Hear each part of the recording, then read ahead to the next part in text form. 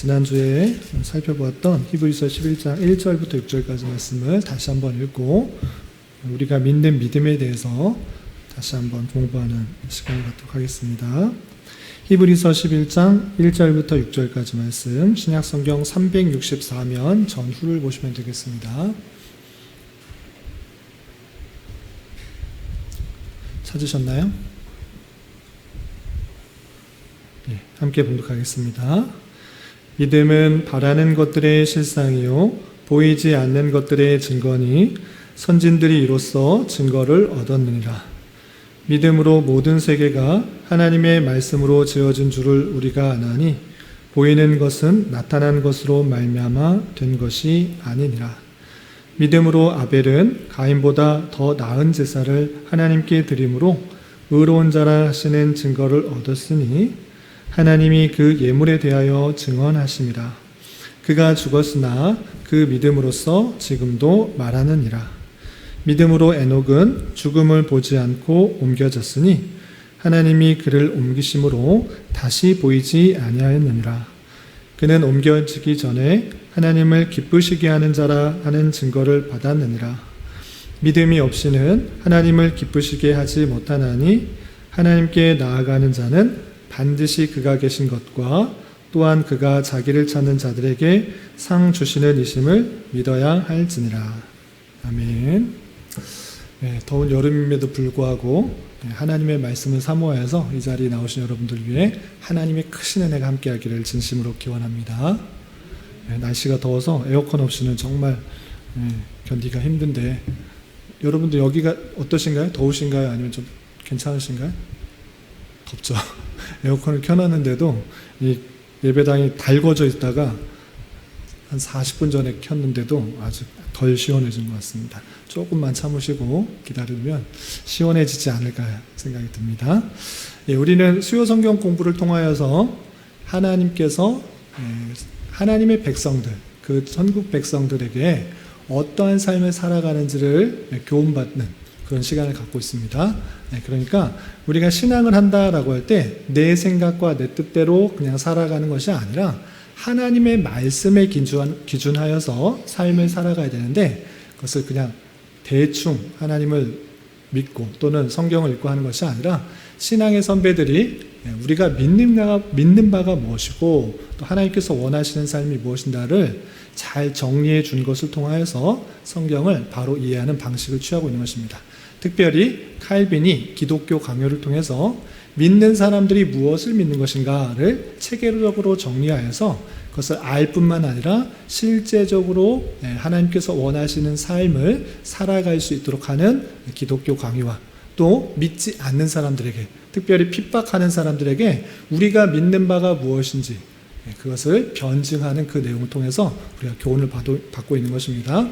그래서 여러분들 이 자리에 앉을 때 내가 믿는 바를 다시 한번 체계적으로 잘 정리해서 아는 것으로 그치는 것이 아니라 실제 하나님께서 원하시는 삶으로 살아갈 수 있도록 해야 되는 것이고, 둘째는 혹여나 믿지 않는 사람들이 너희들 믿는 게 뭐냐 자꾸 물어볼 때 우물쭈물하는 것이 아니라 내가 믿는 바는 이런 것이다 이렇게 잘 답변할 수 있는 그런 시간이 그런 것을 배울 수 있는 그런 시간이 되었으면 좋겠습니다. 그래서 아무 생각 없이 그냥 앉아있지 말고 잘 배우고 익혀서 신앙생활에 도움을 얻고 또 믿지 않는 사람들에게 잘 내가 믿는 바를 증거할 수 있는 그런 기회가 될 수 있길 바랍니다. 아시겠죠? 그래서 기독교 강요는 율법과 그런 의미에 있어서 율법과 믿음과 기도와 성례 그리고 기독교인의 자유 이렇게 크게 나누어서 생각할 수 있다 이렇게 말씀드렸습니다. 그래서 첫 번째 단원에서 우리가 갖고 있는 율법에 대해서 자세하게 다뤘는데 그 내용이 십계명을 통해서 잘 정리되어 있었던 것입니다. 그래서 십계명에 어떤 내용들이 있는지를 배웠고 두 번째 단원으로 와서 믿음을 보는 것입니다. 여러분들이 믿는 것이 무엇인가, 내가 믿는 신앙이 무엇인가 그것을 배우고 있는 것인데 그것이 사도신경에 잘 드러나 있다. 우리가 믿는 바가 사도신경에 잘 드러나 있으니까 사도신경이 무슨 뜻인지를 칼빈이 해설하는 것을 통해서 교훈 받아야 될 것입니다. 지난주에 있어서는 믿음의 첫 번째에 있어서 칼빈이 생각할 때 믿음은 어떻게 나눌 수 있는가라고 할 때 두 가지로 나눌 수 있다 이렇게 표현했습니다.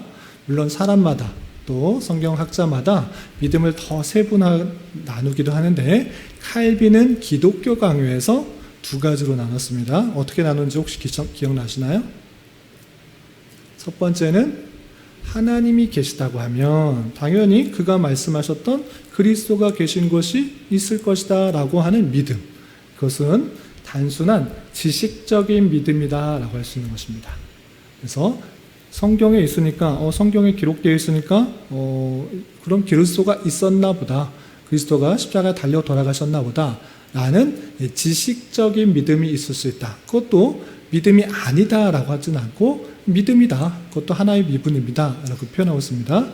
그리고 또 한 가지 믿음은 어떤 것인가 라고 할 때 지식적으로만 그치는 것이 아니라 그 그리스도가 실제 나의 구주이다, 그렇기 때문에 내가 온전히 신뢰해야 될 것이고 내가 그 믿는 마음으로 행동이 뒤따라야 된다라는 것을 표현하고 있습니다. 그래서 지식적인 믿음으로 그치는 것이 아니라 우리가 따라야 될 믿음은 정말 신뢰하고 그를 통해서 구원을 받는 그 믿음까지 나아가야 된다라고 칼빈은 설명했던 것입니다. 아시겠죠? 그런 가운데 있어서 그 하나님, 그 구주를 어떻게 믿는가, 예수 그리스도를 믿는가, 어떻게 믿는가라고 할 때 새로운 사람이 아니라, 새로운 신이 아니라 성부, 성자, 성령, 삼위일체의 하나님이다라는 것을 칼빈은 강조했던 것입니다. 그래서 우리가 믿어야 될 올바른 하나님에 대한 믿음은 삼위일체 하나님이다. 본질이나 본체나 위격이나 존재 이런 등의 어려운 표현들이 써있지만 그런 표현들을 왜 썼느냐라고 할 때 여러분들을 오히려 어렵게 하려고 하는 의도가 있는 것이 아니라 성경 전체에 있는 것들을 바로 이해하기 위한 노력의 일환으로 그런 어려운 단어를 썼다. 그런 성경이 없다고 우리가 믿지 말아야 된다, 이렇게 생각할 것이 아니라 성경을 바로 이해하기 위한 방편이니 그런 것을 통하여서 우리가 삼위일체 하나님, 우리가 믿는 하나님은 삼위일체 하나님, 이것을 믿어야 된다는 것을 지난주에 배웠던 것입니다. 기억나시죠?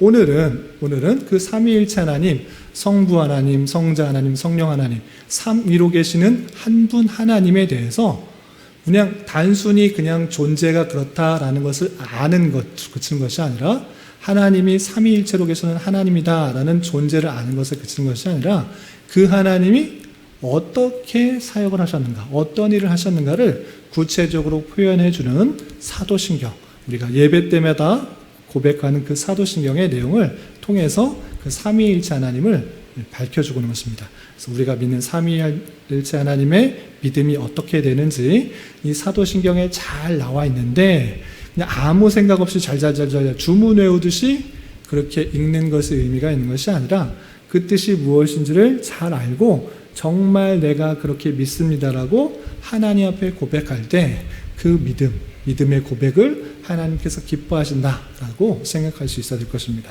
그래서 오늘은 사도신경 중에서 총 4부분으로 나눌 수 있는데 앞에 2부분을 살펴보고 다음 주에는 뒤에 2부분을 살펴보도록 하겠습니다. 37페이지입니다. 교재 다 펴셨죠? 필기할 것은 필기하시고 밑줄 칠 거는 밑줄 치시면서 이렇게 살펴보시기 바랍니다. 본론 부분 봐서 제2장 우리가 공부하는 것은 믿음입니다. 우리가 믿는 바가 무엇인지, 우리가 갖고 있는 신앙이 무엇인지를 해설하는 그런 부분인데 그 믿음이 사도신경에 잘 드러나 있다라고 하면서 다음과 같이 설명하고 있는 것입니다. 첫 번째, 칼빈은 사도신경은 그 고백의 내용에 따라 크게 4부분으로 나눌 수 있다라고 설명하고 있습니다. 몇 부분? 4부분. 3부분으로, 그냥 3부분으로 나누는 경우도 있습니다. 그냥 성부 하나님, 성자 하나님, 성령 하나님, 크게 그것에 대한 설명이다, 이렇게 말하는 분도 있지만 칼빈은 기독교 강요 초판에서는 4부분으로 나누는 게 좋겠다라고 조금 더 구체적으로 나눠서 설명하고 있는 것입니다. 그렇다면 그 네 부분이 무엇이냐? 처음에 말했던 것처럼 우리가 삼위일체 하나님에 있어서 첫 번째, 성부 하나님이 어떤 분이신가? 그리고 두 번째는 성자 하나님이 어떠한 분이신가? 세 번째는 성령 하나님이 어떤 분이신가? 이것을 말한 이후에, 설명한 이후에, 그리고 교회에 대한 일반적인 것들이 맨 마지막에 있다. 이렇게 표현하고 있는 것입니다. 그런데 성령 하나님께서 하시는 큰 사역 가운데 교회론과 관련된 사역이 많기 때문에 어떤 학자들은 그냥 성령 하나님의 그런 부분을 그냥 포함시켜서 그냥 세 부분으로 나눠서 설명하는 경우도 있는데, 칼빈은 조금 더 구체적으로 구분하여서 네 부분으로 나눠 설명했다. 이렇게 생각하시면 되겠습니다. 아시겠죠? 오늘은 성부 하나님과 성자 하나님에 대한 그런 사도신경의 고백에 어떤 뜻이 있는지를 살펴보도록 하는 것입니다. 자, 내용을 보시면 첫째 부분, 사도신경 여러분들 다 암송하고 계시죠? 암기하고 계시죠? 첫 번째, 나는 전능하신 아버지 하나님, 천지의 창조주를 믿습니다. 라고 되어 있는데, 이것은 어떤 하나님에 대한 표현입니까? 어떤 하나님에 대한 설명입니까?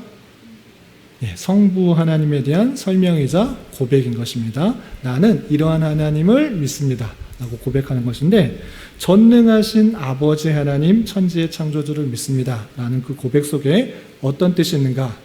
칼빈이 설명하고 있는 내용부터 좀 살펴보도록 하겠습니다. 요약된 내용을 보시면, 우리는 성부 하나님께, 첫 번째 부분은 성부 하나님에 대한 고백이기 때문에 성부 하나님께 그분을 우리 자신들과 무릇 지음받은 모든 만물의 창조자로 인정한다 되어 있습니다. 여기서 천지의 창조주 되었을 때 하늘과 땅만 만드신 것을 말하는 것이 아니라 천지, 이 세상 모든 만물을 창조하신 분으로 고백하는 것입니다. 그래서 성부 하나님께서 이 천지를 만드신 그 분이신데, 천지를 만드셨다라는 것을 통해서 무엇을 알 수 있는가라고 할 때 그 앞에서도 설명하고 있지만 전능하신 분이시다. 우리는 어떤 거 하나 만들어도 쉽게 잘 만들 수 있습니까? 없습니까? 건담을 조립하더라도 뭐가 하나 부러지고 잘못되는 경우도 있고, 여러분들 페이퍼 빌드를 뭐 이렇게 만들어도 좀 찌그러지기도 하고 잘 만들기가 쉽지 않아요. 설명서가 없으면 더 힘들죠. 그런데 하나님께서는 그 모든 것을 하나님의 뜻의 계획에 따라서 없는 데서 있는 것으로, 무에서 유로 창조하신 분이시다. 이렇게 전능성을 믿고 있는 것입니다. 하나님의 전능하심을 믿고 있다. 이렇게 되어 있습니다. 그렇기 때문에 하나님의 전능성에 따라 모든 것들을 만드셨기 때문에 그것을 믿는다라는 것에서 의미는 무엇인가라고 할 때, 우리의 모든 신뢰가 하나님께 있다. 그 하나님께 있다. 그 신뢰를 그분께 두고 있음을 고백하는 것입니다. 이해가 되시나요? 아무 생각 없이 나는 전능하신 아버지 하나님, 천지의 창조주를 믿습니다. 그냥 그 문장을 외우는 데서 그치는 것이 아니라 그 고백 속에서는 이 세상 모든 것을 만드시는 전능하신 그분이 나의 모든 신뢰를 갖고 계시는 분이시다. 나는 그분을 온전히 신뢰한다. 다른 것을 의지하지 않고 그분만을 신뢰한다. 이런 의미를 담고 있는 것입니다. 그런 의미를 가지고 사도신경, 우리의 고백을 고백할 때 하나님께서 진정으로 기뻐하시는 것입니다. 그리고 이렇게 창조하신 것에 그치는 것이 아니라 거기서 덧붙여서 설명을 하자면, 여기서 제가 많은 부분을 요약했기 때문에 기독교 강요의 내용들이 생략됐는데, 제가 생략된 부분 조금 더 설명하자면, 하나님께서 창조하신 이후에 가만히 계시는 것이 아니라 창조하신 이후에 그 모든 만물을, 그 창조하신 모든 만물을 유지하시고 보양하시고 활동하게 하시고 보존하시는데 하나님의 선하신 능력으로 하신다. 이렇게 표현하고 있습니다. 창조하시고 난 이후에 가만히 뒷짐지고 있는 그런 것이 아니라 그 모든 만물들을 계속적으로 유지하시고 활동하게 하시고 보존하시는 그런 일들이 있다라고 표현하고 있습니다. 이런 것들을 두 글자로 뭐라고 표현하는가라고 할 때 섭리라고 표현하는 것입니다. 하나님께서 창조하시고 가만히 계시는 것이 아니라 그 모든 만물을 하나님의 뜻 가운데 주장하신다. 그것을 섭리라고 표현하는 것입니다.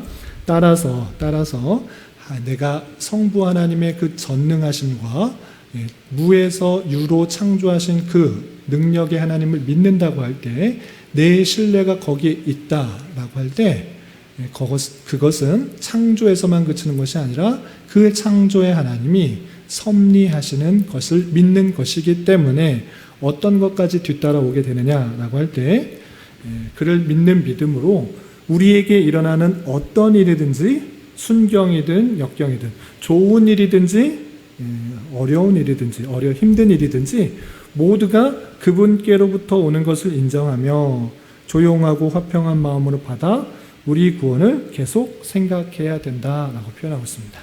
다시 한번 하나님께서 전능하셔서 이 세상 모든 만물을 창조하셨는데 그렇게 끝나신 것이 아니라 그분께서 그 모든 만물을 유지케 하시고 활동케 하시고 보존케 하시고 보양케 하시고 선하신 능력으로 그 모든 것을 다스리시고 계시는 섭리가 있다라는 것을 함께 믿는 것이기 때문에 역경이든 순경이든 힘든 일이든지 기쁜 일이든지 그것이 다 하나님의 섭리 가운데 있다라는 것을 믿고 우리는 조용하고 화평한 마음으로 구원을 계속 하나님께서 이 모든 것들을 이용하셔서 그 백성들을 이끌어 나가신다. 이렇게 생각해야 된다. 그렇게 말하고 있는 것입니다. 이해가 되시죠? 다음으로 넘어가겠습니다. 둘째 부분. 성부 하나님에 대한 고백은 아주 짧지만 사도신경에 있어서 성자 하나님에 대한 부분은 가장 깁니다. 왜 그러한가? 초대교회 당시부터 중세시대에 이르기까지 계속적으로 그리스도에 대한 논쟁이 있었습니다. 예수님이 어떤 분이신가? 참 하나님인가? 아니면 그 하나님 안에 인성과 신성이 섞여 있는가? 그러면 그 인성에는 그 영혼과 또 육체가 따로 되어 있는가? 이런 다양한 논란들이 있는데 그런 논란들이 있어서 이것 정도는 믿어야 된다라고 하기 때문에 그의 성자 하나님의 사역과 관련해서 가장 기본적인 내용들이 포함되어 있어서 우리가 믿는 그리스도가 어떠한 분지를 다음과 같이 설명하고 있습니다. 교재에는 지면 관계상 줄여서 쓰여 있는데 그 그리스도에 대한 부분이 어떻게 되어 있는지 제가 한번 읽어드리겠습니다. 나는 그의 유일하신 아들 우리 주 예수 그리스도를 믿습니다. 그는 성령으로 잉태되어 동정녀 마리아에게서 나시고 본디오 빌라도에게 고난을 받아 십자가에 못 박혀 죽으시고 장사된 지 사흘 만에 죽은 자 가운데서 다시 살아나셨으며 하늘에 오르시어 전능하신 아버지 하나님 우편에 앉아 계시다가 거기로부터 살아있는 자와 죽은 자를 심판하러 오십니다. 이렇게 되어 있습니다. 가장 긴 부분인데 그의 태어나심과 죽으심 그리고 앞으로 어떻게 오실 것에 대한 그 고백들이 성경에 나와 있는 대로 잘 요약되어 있습니다. 그런데 그냥 그 하는 일에 대해서 요약하는 것에서 그치는 것이 아니라 그것이 담긴 믿음이 무엇인가를 더 깊이 생각해야 된다는 것입니다. 그래서 그 사도신경에 나와 있는 성자 하나님에 대한 고백에 있어서 첫 번째 나는 그의 유일하신 아들 우리 주 예수 그리스도를 믿는다라고 할 때 이 칼빈은 다른 것을 더욱 설명하기보다는 그 예수님에 대한 그 신성, 특별히 하나님과 동일 본질이다. 그리고 동일 본성을 갖고 있다. 다른 분이 아니다. 또 다른 신이 아니다라는 것을 아주 긴 부분 속성의 교류와 또 성경의 다양한 예를 들어서 같은 본질이다라는 것을 구체적으로 설명하는데 많은 부분 지면을 할애하고 있는 것을 볼 수 있습니다. 그런데 너무 복잡하니까 그 내용들을 다 설명하면 여러분들이 복잡하니까 여러분들이 요약하여서 나와 있는 내용 예수 그리스도는 성부 하나님과 다른 본질이다 같은 본질이다? 다른 본질도 아니고 유사한 본질도 아니고 동일 본질이다. 이 내용들이 성경 전체에서 우리가 받아야 되는 것입니다. 왜 그러한가? 한 분 하나님이기 때문에 또 다른 비슷한 또는 다른 그런 하나님을 우리가 받을 수가 없는 것입니다. 그럼에도 불구하고 동일 본성과 동일 본질을 가지고 계시지만 위격에 있어서는 차이가 있다. 그래서 아들이 있고 아버지가 있는데 그것은 낳으신 때, 한때가 있는 것이 아니라 영원부터 영원까지 그 관계에 있어서 나오신다 이렇게 표현하고 있습니다. 그런데 여기서 유일하신 아들, 독생자 이렇게 표현하잖아요. 독생자라고 표현하시는 이유가 무엇인가를 칼빈은 또 잘 설명하고 있습니다.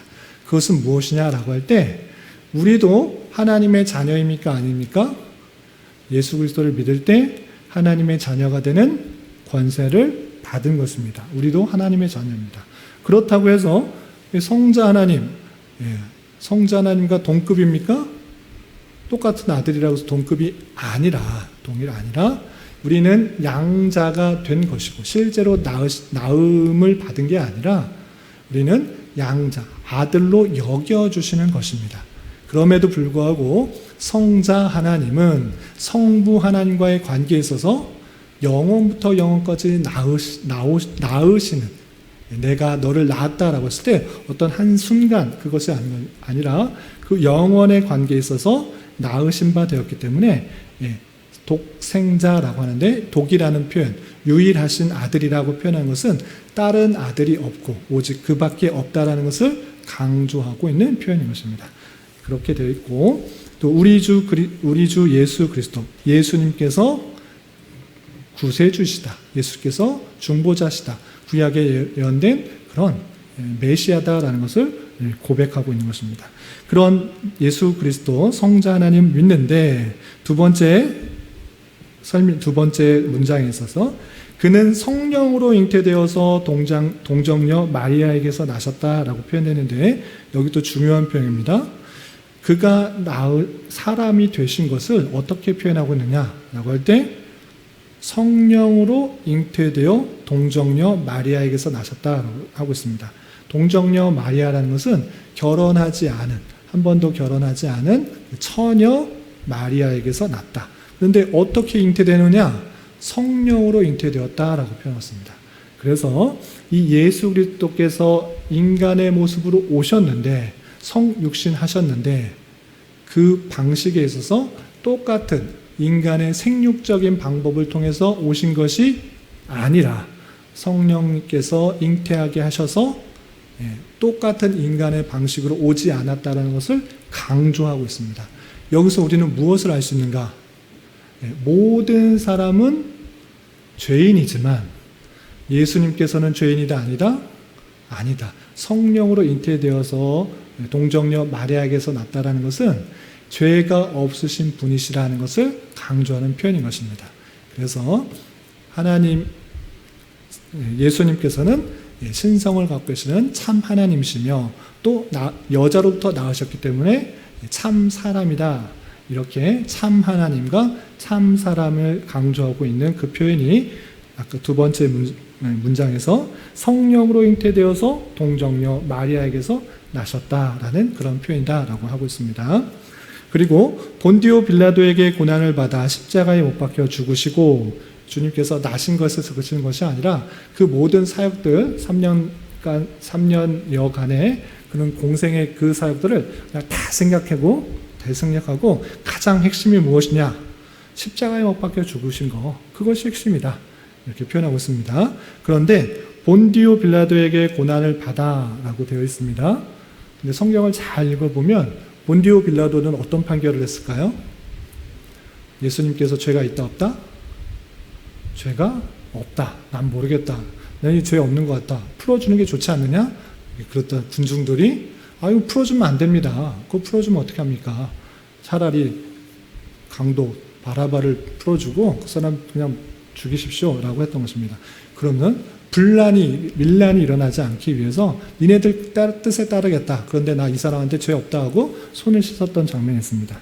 그럼에도 불구하고 본디오 빌라도에게 고난을 받아라는 그 표현이 있는데, 여기서는 칼빈의 기독교 강의에서는 구체적으로 설명하지 않았지만, 이 부분에 대해서 구체적으로 설명하지 않았지만 여러분들이 혹 오해가 있을까봐 제가 그냥 추가적으로 설명하는 것입니다. 본디오 빌라도에게 고난을 받았다는 것은 본디오 빌라도가 고난을 줬다라기보다는 본디오 빌라도의 그 통치하에, 그의 재판 아래 그가 십자가에 못 박혀 죽으신 것이다. 이렇게 이해하시면 되겠습니다. 그래서 그런데 고난을 받아 십자가에 못 박혀 죽으신 것, 이것은 아주 중요한 것입니다. 예수님께서 사람의 모습으로 오신, 사람이 되어서 성육신하셔서 오신 목적이 무엇인가? 가장 중요한 것은 십자가에 못 박혀 죽으신 일이다. 왜냐? 하나님의 택하신 백성들의 죄를 사람이 대신 죄를 져야 되기 때문에, 대속을 해야 되기 때문에 이 땅에 오신 것이고, 또 십자가에 달려 돌아가심으로 말미암아 그 택하신 백성의 그 죄가 다 사해진 것으로 그걸 설명하고 있는 것입니다. 뿐만 아니라 이 성육신하셔서 고난 받으신 것, 고난 받으신 것에 대해서도 아주 잘 설명하고 있습니다. 주님께서 성육신하셔서 고난을 받은 그 내용들, 그것이 있어서 우리에게 주는 유익이 무엇인가 라고 또 설명하고 있는데, 그것은 우리의 그런 아픔과 그런 고난과 어려움들을 동정 못하시는 이가 아니시라. 그 모든 것들을 동정하시는 이시다. 왜? 성육신하셔서 모든 고난을 겪으셨기 때문에. 우리는 다양한 어려움들을 만나서 힘들고 또 지쳐하고 낭망되고 좌절합니다. 그런데 주님께서는 나의 마음을 아십니까? 내 이 상황을 아십니까? 이것을 따져 물을 수가 없는 것입니다. 왜? 그 모든 것들을 다 체험하셨고 그 모든 것을 아시는 것입니다. 그리고 십자가에 달려 돌아가시기까지 그 고난과 고통을 다 당하셨기 때문에 우리의 모든 아픔과 고통과 어려움들을 다 체휼하셨기 때문에 우리의 모든 것을 동정하시는 분이시다라고 히브리서 4장 15절에 있다라는 것들을 또 강조하고 있습니다. 그리고 장사된 지 사흘 만에 죽은 자 가운데서 다시 살아나셨다. 못 박혀서 돌아가셔서 끝 이러면 그냥 우리 죄는 사해 주셨는데 예수님은 참 불쌍하게 되셨다 이렇게 생각하시는데, 그렇지 않고 장사된 지 사흘 만에 죽은 자 가운데 다시 살아나셨다라고 표현하고 있습니다. 여기서 무엇을 뜻하냐라고 할 때, 여기 죽음이란 여느 사람이 자연 법칙 아래서 죽는 그 똑같은 죽음이다라고 설명하고 있습니다. 죽은 척 하셨다가 예수님께서 그냥 십자가에서 돌아가신 척 하셨다가 다시 살아난 것 아니냐, 이것이 아니고 똑같이 그 죽는 죽음이다라는 것을 밝히고 있고요. 그리고 그가 다시 살아나셨다는 것은 참 인간이 되어 이제는 더 이상 죽을 몸이 아니며 몸과 영을 받되 부패되지 않고 영화된 상태임을 말한다라고 설명하고 있습니다. 마찬가지로 같은 죽음을 거쳐간 모든 사람들이 동시에 일으킴을 받을 것을 확신하는 것이 이 고백에 담겨 있다라고 표현하고 있습니다. 다시 말해서 그냥 예수님께서 십자가에 달려 돌아가신 것으로 끝난 것이 아니라 3일 만에 부활하셨기 때문에 참 사람, 참 인간, 부활체의 온전한 인간으로 보여줬고, 이것은 그냥 예수님만 그렇다라는 것을 보여주는 것이 아니라 모든 사람이 예수님과 같이 될 것을 보여준 것이기 때문에 예수님의 부활하셨다라는 것을 고백하는 것은 우리 또한 그런 부활체의 모습으로, 참 인간의 모습으로, 그래서 참 인간을 하고 칼빈의 기독경을 써있는데, 그래서 참 인간은 부활체의 모습으로 더 이상 썩지도 않고 고통도 없는 그런 부패가 없는 그런 인간을 이렇게 표현한 것입니다. 그런 모습들이 앞으로 있다라는 것을 보여주는 고백이다 이렇게 표현하고 있습니다. 그리고 다음 문장에 있어서는 하늘에 오르시어 다시 살아나셔서 그냥 이 땅에서 계속 돌아다니신 것이 아니라 이제 하늘로 오르셨다 표현하고, 하늘로 오르신 다음에 무엇 하시는가? 전능하신 아버지 하나님 우편에 앉아 계시다라고 표현하고 있는데, 이것은 우리 육신으로 하늘에 들어가셨는데 이후에는 우리의 자리를 얻게 된다. 그러니까 하늘에 오르신 것은 하나님께서 우리들의 거처를 예비하러 가신 것이다. 이제 우리 곳이 온전히 마련됐다라는 것을 뜻한다라고 설명하고 있고요. 또 우편에 앉아 계셨다라는 표현에 있어서는 성부 하나님의 오른쪽, 왼쪽, 앞, 뒤 있는 것이 아님에도 불구하고 이런 표현을 썼다라는 것은 인간의 이해 방식에 있어서 오른손, 오른편, 우편 이것이 중요하다라는 것을 의미하기 때문에 이제 예수님께서 왕과 심판자와 만유의 주로 임명받고 선포된 것을 뜻한다라고 설명해 주고 있는 것입니다. 그리고 우편에 앉아 계시다가 계속 계시는 것이 아니라 이제 재림하러 오실 것들을 마지막 문장에서 이렇게 설명하고 있는 것입니다. 거기로부터 살아있는 자와 죽은 자를 심판하러 오신다. 우편에 앉아 계시다가 이제 마지막 때, 그 재림할 때가 오면 살아있는 자와 죽은 자를 심판하러 오신다라는 것입니다. 그렇기 때문에 그가 올라가실 때 보이셨던 모습 그대로 마지막 날에 주님께서 재림하실 때 모든 사람이 보이는 방식으로, 가시적인 방식으로 주님의 오심을 볼 것이다 라는 것이 성경의 표현이고 우리가 믿는 바다라는 것입니다. 또한 모든 사람에게 일시에 나타나실 때 살아있는 자와 죽은 자를 모두 심판하실 것이다 라고 표현하고 있습니다. 그래서 심판의 주 그리스도께서 모든 살아있는 자와 죽은 자를 심판하시는 그 주로 표현하고 있는 것입니다. 아버지께서 성자 하나님께 그 심판의 권한을 주셨다 이렇게 생각하시면 되겠습니다. 여기까지가 사도신경에 있는 성자 하나님에 대한 고백인데 이 모든 것들을 통해서 우리 구원 전체와 그 부분들이 그리스도 안에 집약되어 있다는 것을 알고 구원의 어떤 부분도 다른 곳에 있는 것처럼 생각하지 않도록 주의해야만 한다라고 말하는 것처럼 삼위일체 하나님을 믿는 데 있어서 더욱더 중요한 것, 더욱더 알아야 되는 것, 구체적으로 설명한 그 성자 하나님, 이것이 아주 잘 집약되어 있으니까 그것을 온전히 믿어서 구원에 이를 수 있도록 그렇게 더욱더 주의하자 이렇게 표현하고 있는 것입니다. 여기까지가 성부 하나님과 성자 하나님에 대한 그런 고백에 대한 설명인데 얼마나 또 이해됐는지 우리 또 소그룹으로 모여서 또 이야기 나누며 시간을 갖도록 하겠습니다. 기도하겠습니다.